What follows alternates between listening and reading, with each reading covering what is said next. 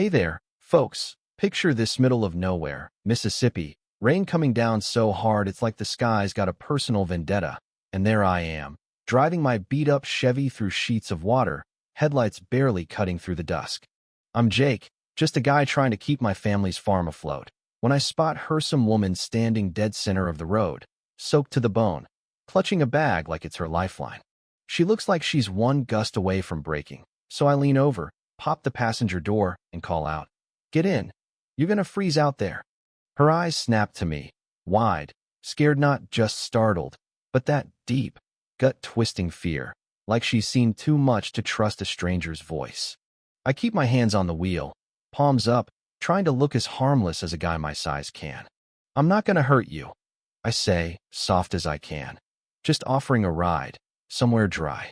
She hesitates, wind whipping her hair, rain slicing sideways, but then thunder cracks like a warning shot, and she flinches hard, mutters, "Okay," and climbs in, curling into herself like she's still waiting for the other shoe to drop.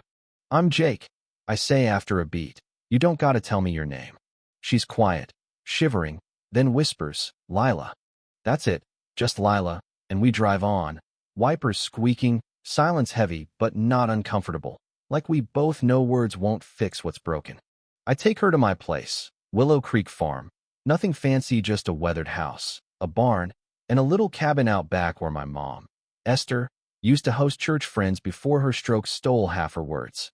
I tell Lila she can stay there. Heat works, bathroom's fine, I'll bring food.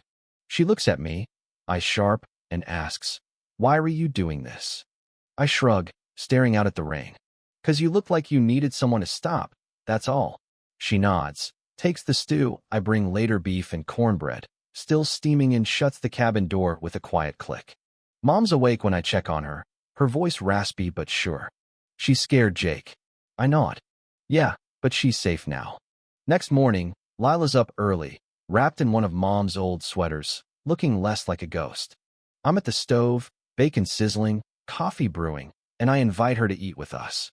She hesitates, but joins, sitting stiff at the table while Mom hums softly, her eyes flickering with life when Lila cracks a joke about my cooking being pure Southern grandma. We laugh, and something shifts, like the air's a little lighter. Lila starts helping out drying dishes, feeding the hens I named after blues singers, Bessie and Ma Rainey, and I catch her smiling, real small, when Bessie pecks at her boots. She's good with Mom, too, her hands gentle, trained, like she knows how to fix broken things. Turns out, she was a physical therapist, before life chewed her up and spit her out. Days turn to weeks, and Lila's not just a guest anymore, part of the rhythm, helping Mom grip a ball, getting her to say more tea without a fight. We talk at night, porch swing creaking, fireflies blinking, and she tells me bits of her story. She worked at a fancy clinic, got blamed for a patient's death, a rich guy's son, no less, when she dared tell the truth about his odds. They called her unprofessional, ruined her, and she ran. I tell her about Dad, how he walked out when I was a kid, left Mom and me to hold this land together. We're both carrying ghosts, but sitting there, sharing sweet tea, it feels like we're starting to bury them. Then trouble rolls in, slick as oil. A black SUV pulls up one evening, and out steps Dr. Vaughn, some big shot from Lila's old clinic, holding a letter like it's a golden ticket. "Charges dropped," he says, all smug. "Come back, we need you." Lila's face goes hard, half fury, half dread. "You drove all this way to tell me that," she snaps. He smirks. "Wanted to see why a star like you's hiding in a nowhere town." I step in, voice low. "She's not hiding, she's home." He leaves, but the letter lingers, messing with Lila's head. She tells me later, under a stormy sky, about the patient her brother, lost to ALS, her failure to save him. "I ran because I couldn't face it," she says, voice breaking. I touch her arm. "You're facing it now. But that's not the only storm. My cousin Wade's been sniffing around, a mean streak in him since we were kids, always jealous of this land. He tried to claim it when Mom got sick, saying it was family owed. Now he's back, leaving tire tracks, carving back off into my barn. Sheriff Holt shows up, all fake concern, spitting tobacco and saying, 'Probably kids, Jake.' I grit my teeth. Kids don't threaten twice. Lila's not having it either.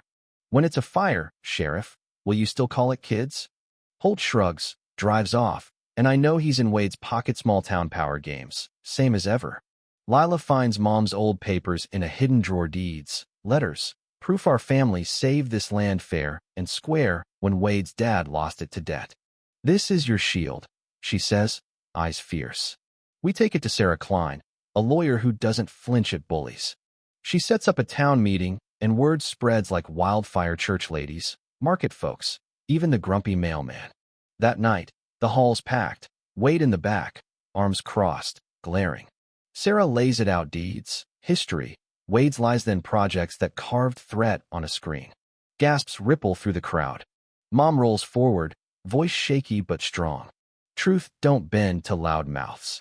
Wade storms out, Sheriff trailing, and the room's so quiet you hear the floor creak.